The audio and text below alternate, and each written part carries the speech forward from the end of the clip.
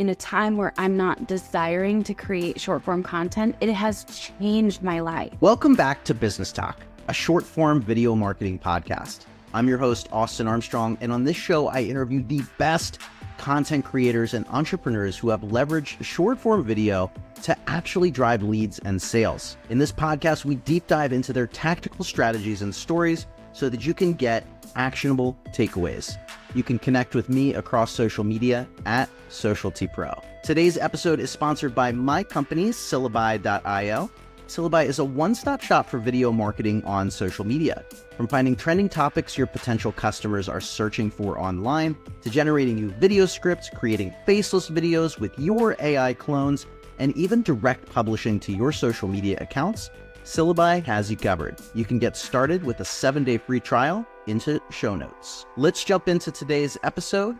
Today's guest is the queen of social media, the one and only Rachel Pedersen. Rachel is a social media strategist recognized by Content Marketing Institute as one of the most influential online marketers. Rachel went from college dropout, single mother on welfare, to a successful and highly sought-after social media strategist, best-selling author, and educator. She has been featured on top publications such as Huffington Post, Cosmopolitan, the Daily Mail, and more, as well as on the top podcasts such as Entrepreneur on Fire. Rachel, thank you so much for joining me. You are one of my dream guests on this show, and it is just beyond an honor to have you. Austin, I'm really excited to be here. Thank you for having me.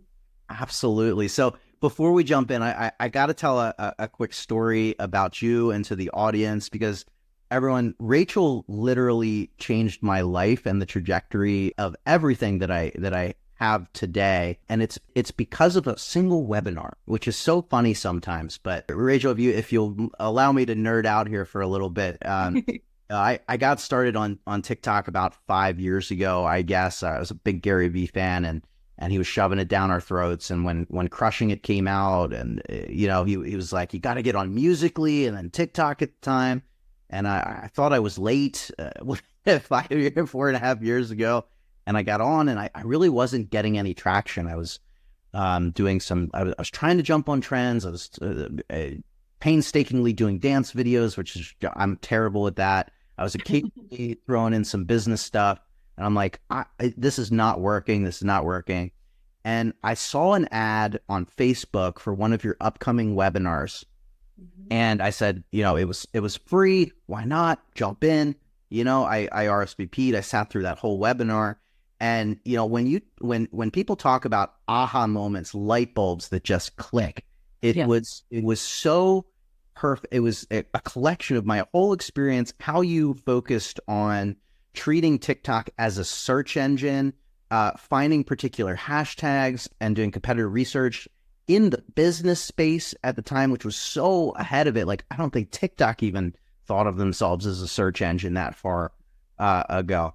And it all just clicked. And I gave myself an ultimatum of 30 days, only business content. Because of that webinar, I immediately saw traction, and the rest of my life has changed. So firstly, just thank you so much for all of the amazing free value that you put out there in the world. It's amazing. I'm just trying not to blush, because that was so kind.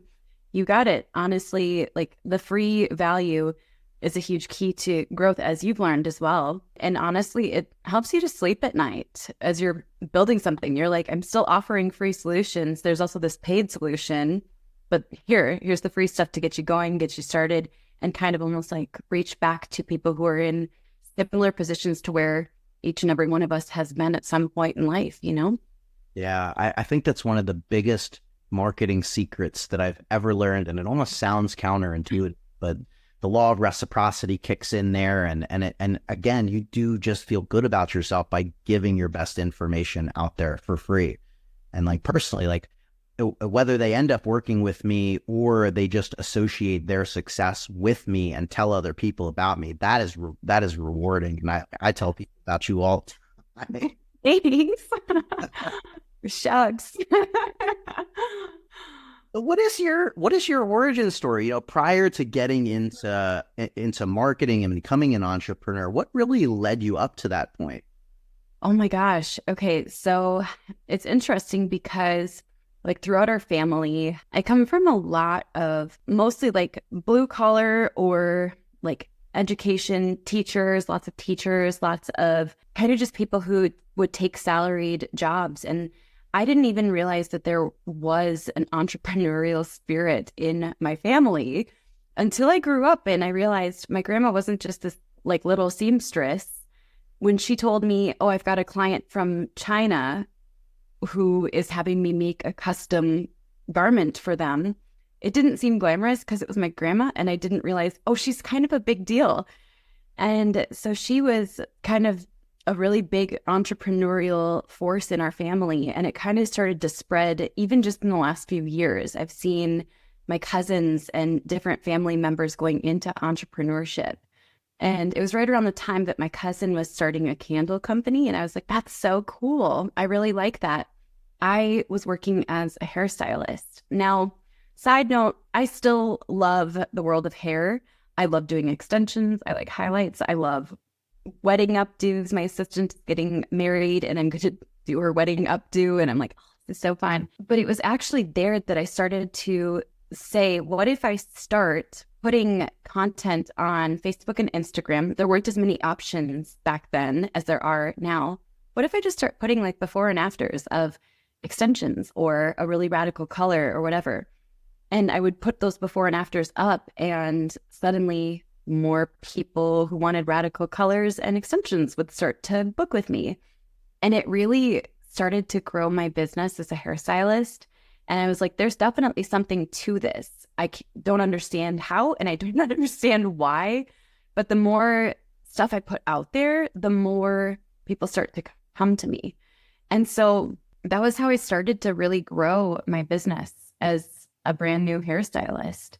And before you know it, I had a whole lineup of really high maintenance blondes and high maintenance colors. And I loved that because I enjoy the world of high maintenance. I understand high maintenance hair.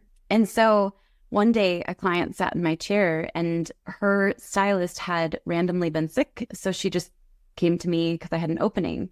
And we started talking about like business and how I was fascinated by it, this, that, and the other thing. And before you know it, she was like, can we hire you for marketing help? And right? It was that moment where I was like, wait, is this how it happens?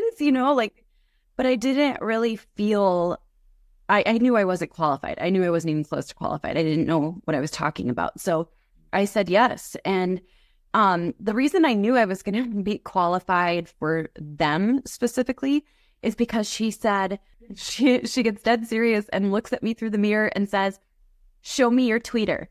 And I was like, what? And she said, show me your tweeter. And I literally didn't know what she was talking about. So I said, I don't think we do that at this salon. And she was like, the Bluebird thing. And I was like, oh, Twitter. Yeah, I'll show you my Twitter. And so I knew I could at least help them because otherwise she was going to walk around asking people to show her their tweeters. So she needed my help. So I came home that day and I was like, Paul, like this happened. This is so weird. I think I should just do it. He's like, I think you should too. And so I negotiated with them $15 an hour. It was what I was going to charge for consulting. So really good rate. I was really excited about it. And I started working for them. And after my first dinner meeting with them, the husband and wife, they were like, we want to meet, Paul, we want to meet your kids. And we started talking about plans for the future. And that night we went home and Paul looked at me and he said, I think this is your next thing. And I was like, I do too. And then we started the journey of making it happen.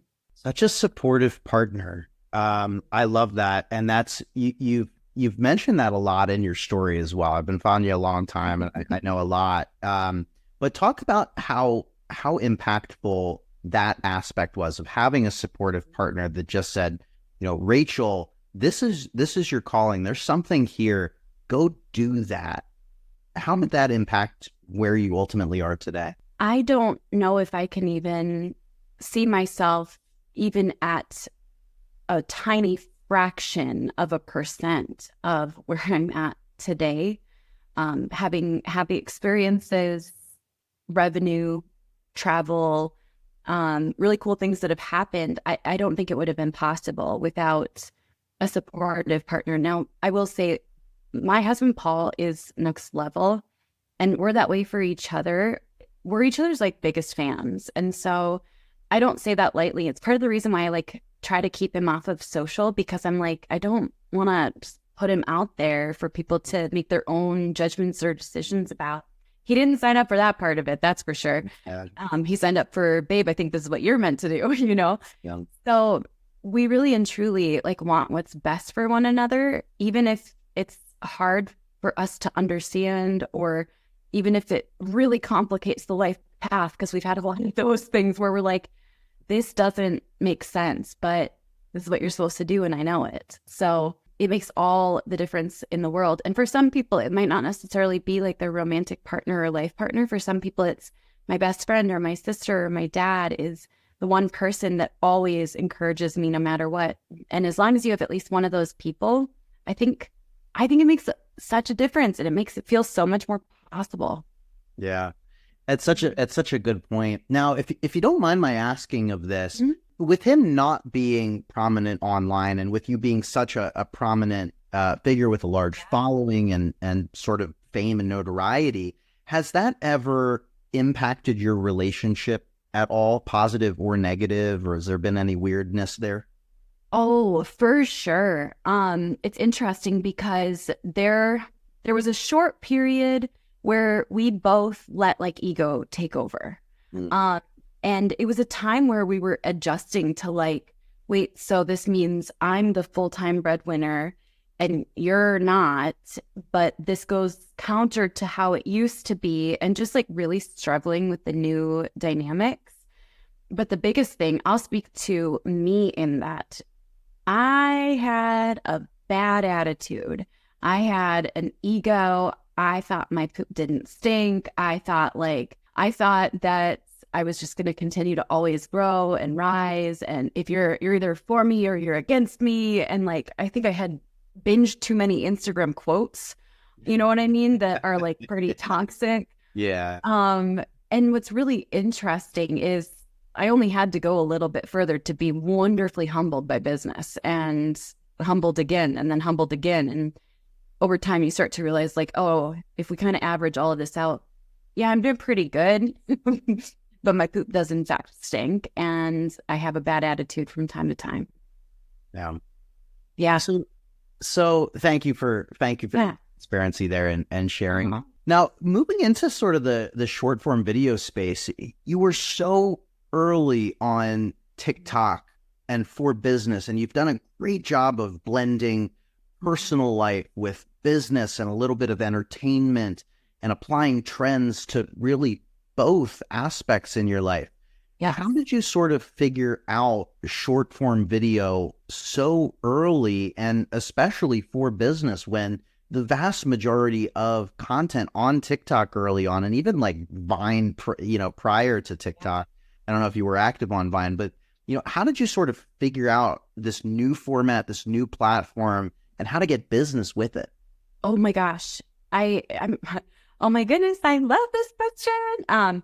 I think so. It was interesting because when TikTok was like it first came out, I want to say there was like a little window where it felt like it was almost 100% consumers and then just old Musical.ly people. That's it. Yeah. And I was actually on a mastermind trip from Russell Brunson for like top affiliates, and Annie Grace, who's one of my dear friends, she wrote This Naked Mind, but she was like, Rachel, have you seen the TikTok where that girl says, and I was like, I don't know what TikTok is, Annie. Now, I'll give a heads up. I don't normally feel like I'm the first person to get places or discover things. It's more like I start to pick up a trend. If I hear something a few times, then I'm like, oh, I'm hearing this, and I'm hearing it from reputable people. And Annie was like, Rachel, you've got to get on this TikTok platform because you're really weird and crazy and unhinged. And you say like stupid things all the time. And she said that's from a place of love, of course. Gee, thanks. Yeah, she's like, it always sounds like you're just like blah blah blah, and you say something really stupid, and then I think you would be so funny on TikTok. And I was like, oh, I'll check it out. And it was actually there that I recorded my first TikTok. And so I started it, but I was like, I don't know about this. And so I looked it up, saw that a few more people, including Gary Vee, were talking about it. And then I started creating stupid little crazy unhinged videos. They were so bad. They're still up on my page too, if you scroll all the way back. And some of them are wildly cringy, and I've intentionally left them up. It was a long process for me to discover what worked. And after a few months, like one video blew up, and it was like me and the kids doing Baby Shark together. Now, my kids don't show up in my content anymore at all. But at that time, I was like, that's so interesting how quickly that blew up. That was exponential. And years ago, I was speaking at an event with Gary Vee, and he said, look for where there's a disproportionate and or exponential return on your time investment. And I was like, this feels like that. So I started testing a few more things. They started to work. And then it was like, I'm just going to test. It was a lot more simple back then, by the way. Like the ones where you would go doing. And so I was like, I'm going to do some of those for business because it's so easy that I can see if I can just get some attention here. And it started to work. And I was like, all right, game on, let's go. It's time. And so when the first one of those took off, I was like, I'm going to go for it. And it was actually a very frustrating journey trying to explain to other business owners that they could crush it on TikTok because people laughed at me, made fun of me. People were like, have fun with your little do thing. And I was like, I am. And, then a year later, they were like, how much can I pay you for an hour of consulting? So yeah, it was a wild journey. Yeah. And it still is. I mean, it's still constantly changing what's working on TikTok, what's, trends are rapid fire, come and go and peak. And how has your content sort of and strategy evolved over the last couple of years from, the pointing days and dancing in trends to, the type of content that you're creating now? How has that changed? What do you see working right now? Well, I'll answer the first part of that first because this one's a complicated answer. It's two parts. So if we go back to like a couple of years ago, I started switching to this model that I call the 4 V's, and it's value, variety, viral, and vulnerable. And when I switched amongst those 4 with regularity, and then there are some ways to like game the algorithm within that, like I was growing very consistently everywhere with short form, and it was awesome and it was fantastic. And there was one where I gained 60,000 followers from 3 videos organically. And I was like, yep, this formula works really, really well. Right. And it did, and it still does with some tweaks. But then about a year ago, and I actually like haven't even shared this at all anywhere. I know. On the beans. So about a year ago, I started not wanting to be on video anymore. And I mean, truly. Okay. And yeah, that was unexpected. That was surprising. It wasn't helpful or good for anything that we've built. And I suddenly had this deep desire to start writing things. And I want to start writing things out. I want to start making things long form text. And I don't know why, but that shift just happened. And I've tried to figure out some workarounds. We found some that are decent, but the truth is I've been shifting some energy into other brands that don't require my face 100%. Yes.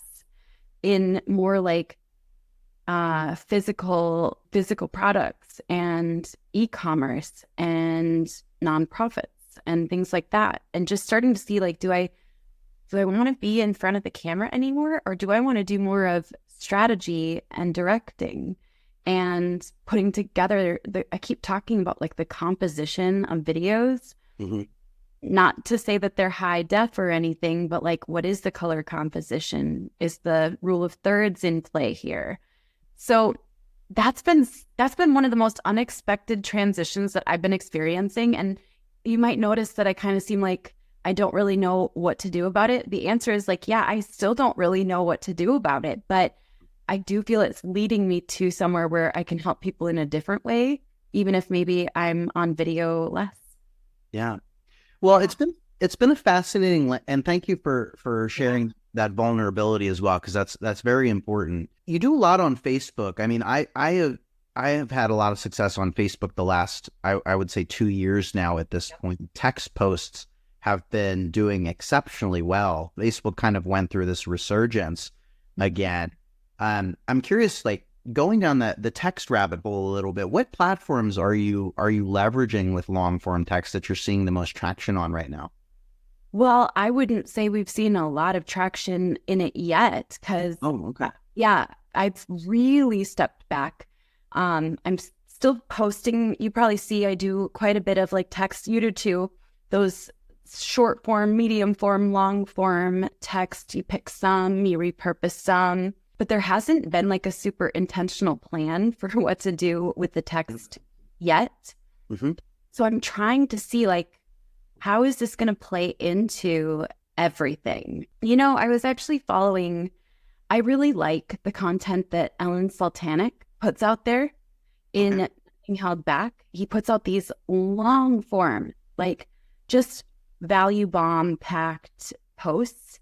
And everyone's always like, you should be on social media, like fully, you know, Ellen. And he's like, why would I do that? I don't want to do that.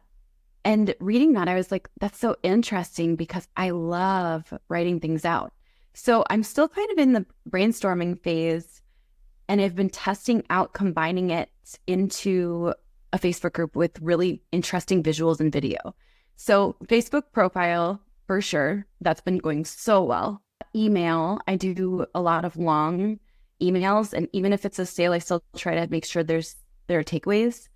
But there hasn't been a super intentional move yet. I'll share with you where I think I'm going with it though. Yeah. Let's hear it. I have a funny feeling about blogging, but only if blogging is done in a way that it has pattern interrupts. Okay. And isn't the same length every single time. And sometimes it's really short and just to the point. I have a really strong gut feeling that people are going to start moving back towards text-based blogs. I don't know. We'll see if I'm right, but that's my theory. Yeah. Just a full circle. You know, it's even more interesting, like, because I'm in this space a lot is in AI video creation. Yeah. And I do wonder at times if because it's so easy now to create content with AI, whether it's faceless, whether it's avatars, whether it's some sort of combination. If, you know, not to say like the dead internet theory, I think that's a little silly, but like, I wonder if people will start to not trust video anymore and go towards these other mediums again, like text. It's a really interesting theory.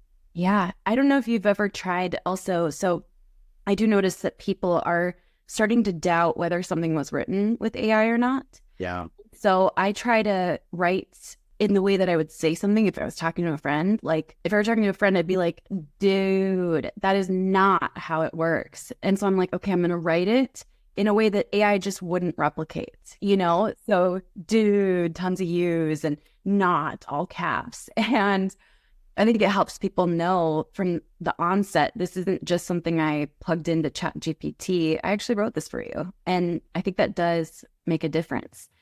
I do love, and I still need to get in touch with you about your software. And I really mean that because I love the concept of AI generated video. And I love the idea of, even for me, like disclosing in each video, by the way, this is my AI twin, and she does this because I'm introverted and I get tired really easily. So let's dive on in, you know? But by the way, I am so excited about diving into your software. Let's have that conversation. We have to have that conversation. We started, and then like something happened with like one of the kids, and I was like, I don't know how I'm ever going to close this loop, but it's still like on my list. So I'm so excited for when it does happen. You get free access. I'll get you. Oh, no.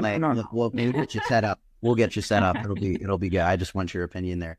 That's awesome. I love the text rabbit hole there. I think you're probably right there. And I like looking at other platforms like Threads in particular. Like I was just looking at Threads analytics. I had one thread. I love that they finally put out views and analytics, and they're going down that rabbit hole. I mean, I posted one a week or so ago, maybe 2 weeks ago. I just screenshotted it. 2.5 million views on a thread on Threads. And there's something there. Like, I don't think that they're just faking those numbers, because there's real engagement there. And I think people are sleeping on that platform and the format in general. Yes, I 1000% agree. And I did notice that when I was active on Threads, which even as we're talking about Threads, I'm like, why don't I have that open throughout the day for my little like one-liners and my little just things that I type up as I'm thinking throughout the day. When I was active on Threads was when my Instagram was growing the fastest. And that carried over for 3 to 6 solid months once I stopped. So we should all get back on Threads. Stay on it.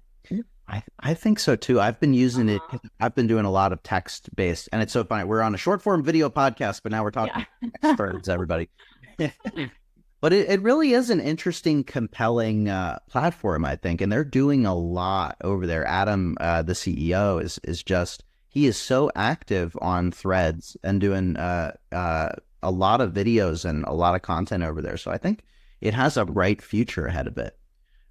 But sort of back on to short form a little bit, do you think, and be honest here, do you think anybody can be successful with short form video? Does it take a certain personality, or can anybody learn frameworks to be successful on it?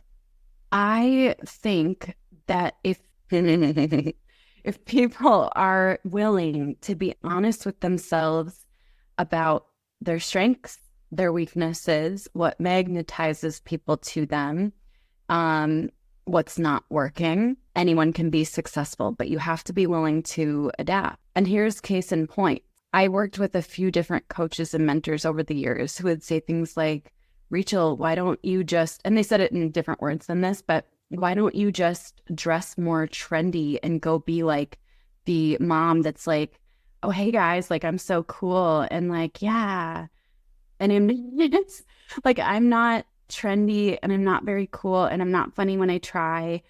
And so if I tried to do that, I would always feel like I was falling short, and people would be like, we kind of hate her. And I'd be like, yeah, me too. I hate that person too, because that's not me. Yeah. So, but that came up so many times. Like, why don't you just dress well and like show people what to wear as like a mom? And I'm like I'm wearing sweats on the bottom right now because it's comfy and that's my style. So if I were to try to be like, I'm going to start a comedian account and do funny business jokes. No, people don't think I'm funny when I try. I'm going to sit there and be so frustrated all the time. But when I just try to be myself and be chill and sharing lots of stuff and being a little bit weird, it does pretty well. So I do think anyone can be successful. You just have to be aware of who you actually are and be comfortable with the fact that you might have to adapt what types of content you create versus what you had hoped to be successful with. Now, you have some great frameworks as well for people that they can follow. One in particular, your short form video domination framework. I'm wondering if you could kind of elaborate on that a little bit. If somebody is maybe just starting, or maybe they haven't had a lot of traction with short form, what is that framework that somebody could follow? So this is like the super simplified version of pretty much any type of strategy that I would want to take like a client through, or someone, or a friend. If a friend came to me for advice, this is so simple. I promise anyone watching, listening, all of the above, you can implement this right away, and it can be free, which is awesome. So basically what you do is you craft 12 subtopics within your major topic. Now, this is important to note. This works best for like businesses. It doesn't usually work super well for like personalities, because personalities are going to run out of value to give at times, unless you have 12 topics that you're really passionate about. Okay, so you've got your umbrella. It could be dentistry. It could be art. It could be social media marketing. It could be Instagram. Then you're going to create 12 subtopics within that. If my topic were Instagram, I might do hashtags as one, captions as another, reels as another, although that could probably be split into like 3 because that is complex and loaded. Bios and profiles, discoverability, threads you could put into there, and so on and so forth till you have your 12 topics.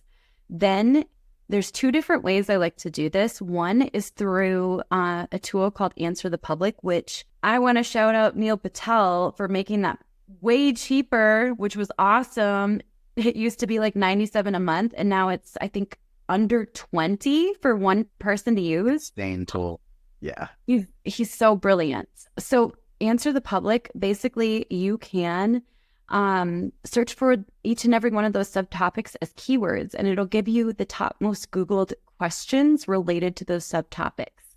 And then you download the spreadsheets, compile it all. Your goal is to get about 30 questions, maybe 31, for each and every one of those subtopics that feels like this is relevant. This is something I would want to answer for my audience. To do it 100% for free, you just type in those subtopics into Google, and then there's the little section that says people also ask. And this is such like a, I don't know, like a redneck workaround, but like you expand and contract the little arrows over and over and over. And So it keeps longer. going. Yeah. I love that because it's free. So you can, I think it's amazing. So then you compile 30 questions from there. And sometimes you have to adjust kind of the starting query for either Answer the Public or inside of Google until you get the right types of questions. And then once you compile them all, you can either keep them in order. So here are my 30 to 31 questions that I'm going to answer with content for each and every one of these topics in order, 1 per month. Or you can shuffle them if you like variety. And that's it. It's so good. And it's so tactical, and it's sort of like, it's one of those things that, like, of course, why don't I create content around what people are actually searching for online? But then, people get stuck in the trend rabbit hole and, all this stuff. But like at the end of the day, like if you're a business owner, create content around what people are searching for, and those videos will likely perform well, but they will reach the right people, and you're much more likely to turn them into interested buyers. Mm-hmm. So, from a funnel perspective here as well, virality is great. Vanity metric numbers are great. But as deep as you want to go here, what are some of your strategies or funnels to actually turn viewers into buyers? Oh, so yes, there's a couple different ones.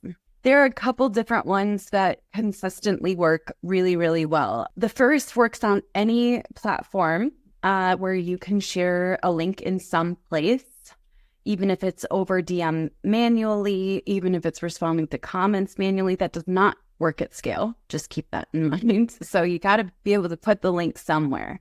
Link in bio, link in the description, etc. So the first one is basically, I'm a huge fan of, so I've got this short form video, and the short form video is crafted around the question from that framework, right? And at the end, I know, so if someone is saying, how do I handle when a client says your prices are too high? They're also highly likely to need a pricing guide, right? So I tell them, by the way, I have a free pricing guide. It's at the link in my bio. And that brings them to the link in my bio for it. And from there, they're going to show up at my funnel where there really actually is a free pricing guide. Okay. But then after that, there's a low ticket offer. And so this could just be a low ticket. It could be a low ticket with an order bump. It could also have a one-time offer. But after that, we've got emails that nurture and so on and so forth. So this is one that I really, really like, and I use it pretty regularly. The second one, oh, and by the way, I'm going to share this because this is big. So if this is the question that people are asking, a lot of times, most of the time, when people are asking questions, they're not asking for what they actually need because maybe they're not aware, or maybe they think that this little symptom is what they actually need help with. So when you start with like something that answers the question, but then you offer the thing that actually is the solution for free to the bigger problem, oh my gosh, it's a game changer. And then the second one, I'm a really big fan of this, and there's been some controversy over it the last few days, right? So Interesting. on Instagram, Facebook too. Oh, yes, that automation. You know. That's the trigger word. Yes. So asking people to comment a keyword in order to get basically something for free, the ManyChat automation kicks in and nurtures them to that same exact funnel, the freebie. And Instagram, of course, came out and said, like, it was kind of an unhinged process when they were like, we're not okay with this. We're going to not push out videos that say comment. And then they took that video down real. I saw that because, everybody, including myself, we ran to the comments and we're like, we thought you partnered with ManyChat. We thought ManyChat was allowed. What are you talking about here? What are we supposed to do? It was wild, but I don't sense that that's going anywhere anytime soon because overall it's been a pretty good experience for most people. Yeah, I mean, the ManyChat automation itself has been an absolute game changer for me the last, I think, 8-9 months that I've been using it. It's one of those things like I wish I was using it so much earlier than when I jumped on. And by the way, for all the listeners, you got to go on my YouTube channel and watch this because Rachel just drew this whole funnel out on her clipboard as well. So definitely go over and watch this if you're just listening to this episode as well. But yeah, that was brilliant. Thank you so much for sharing that. That's just incredibly valuable advice.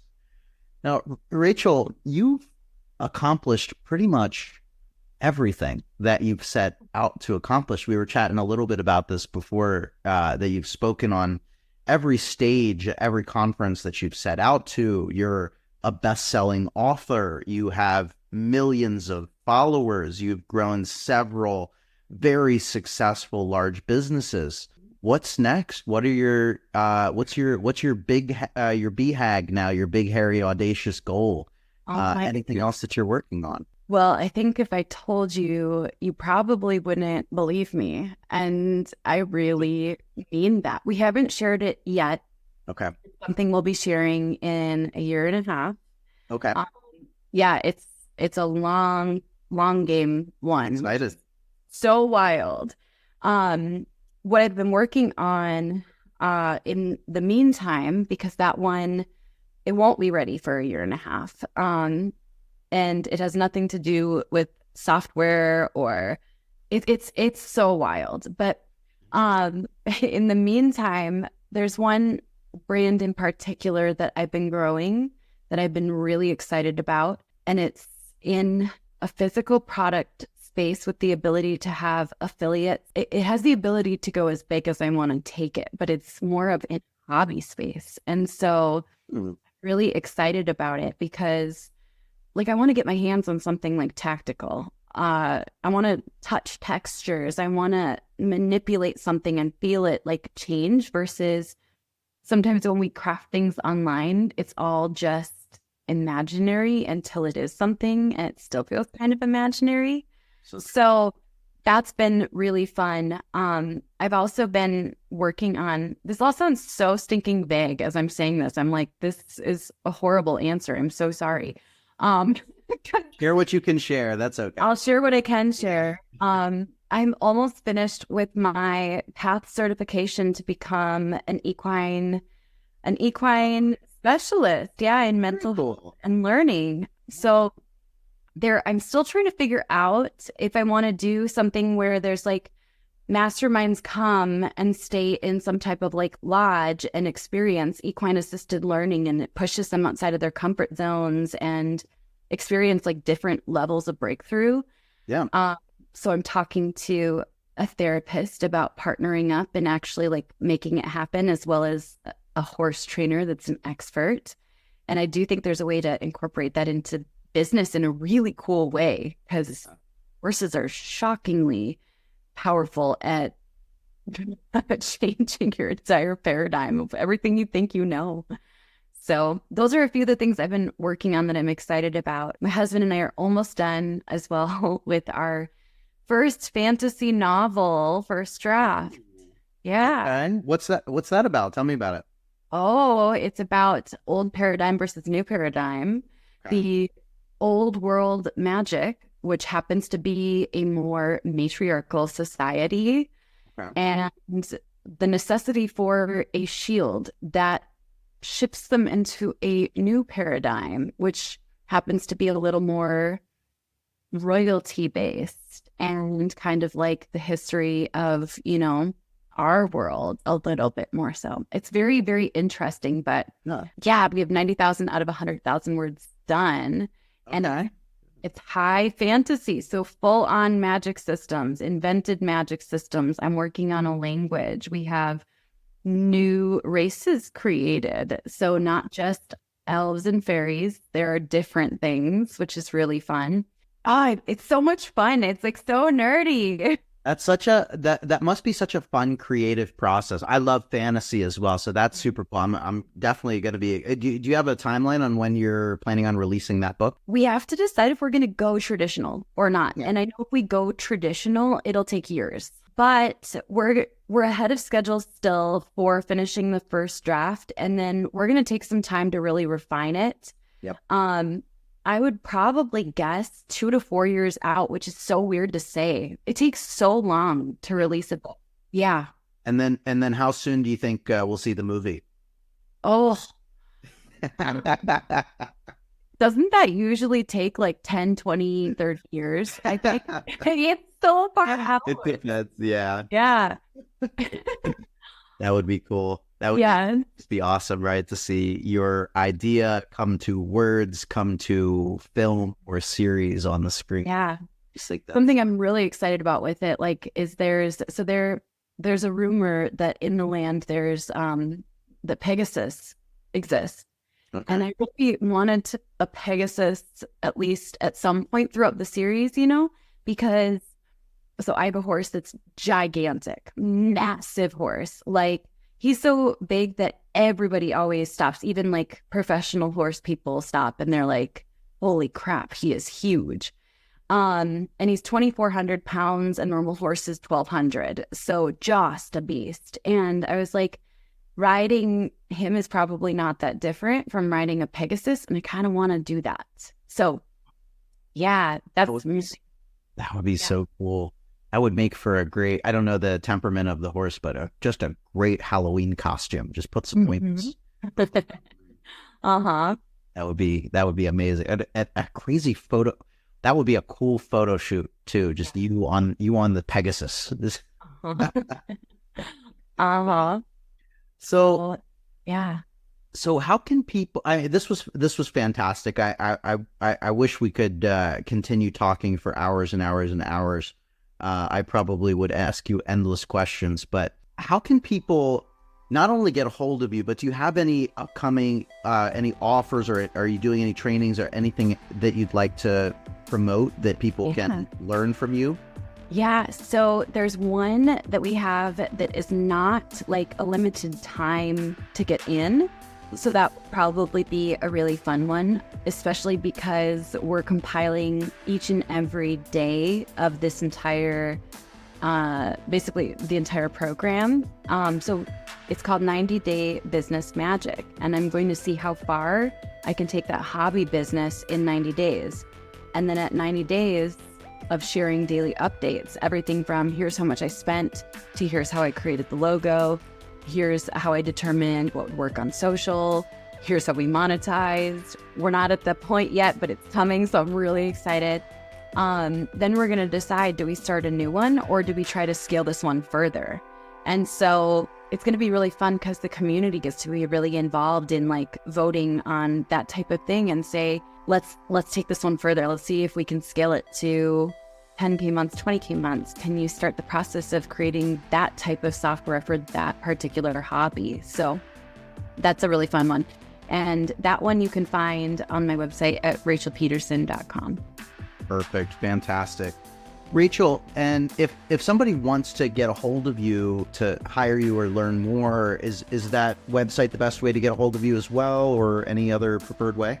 Yeah, so that's probably the best way to get in touch with me. I would say like message me on different platforms, but sometimes I'll get a surge of traffic. As you know how it goes, you get a surge of traffic and then you lose all your messages and you're like, dang it, I don't remember who I was supposed to message back. So rachelpedersen.com is the best place to get in touch with me. There's a few places to contact there. I'll have all those links in the show notes and description of this for everybody. Rachel, any final words of wisdom or encouragement that you'd like to share and put out there? Absolutely. So this is big. If you have just like a gut feeling about something with like a short video, or should I just do this thing? No, it's a little different. It's a little weird. Nobody's doing this, or I haven't seen this in my industry.